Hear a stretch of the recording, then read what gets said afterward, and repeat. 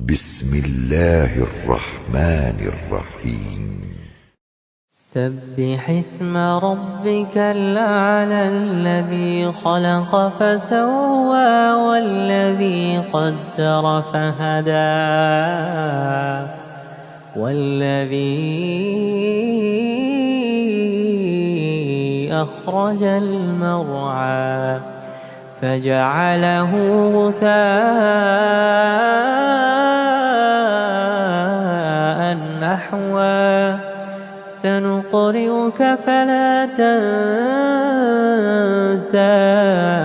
إلا ما شاء الله إنه يعلم الجهر وما يخفى ونيسرك لليسرى فذكر إن نفعت الذكرى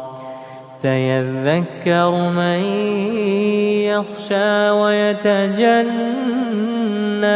الأشقى الذي يصلى النار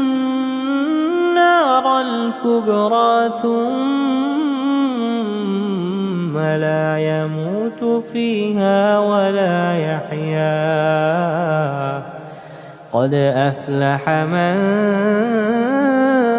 تزكى وذكر اسم ربه فصلى بل تؤثرون الحياة الدنيا والآخرة خير وأبقى إن هذا لفي الصحف الأولى صحف إبراهيم وموسى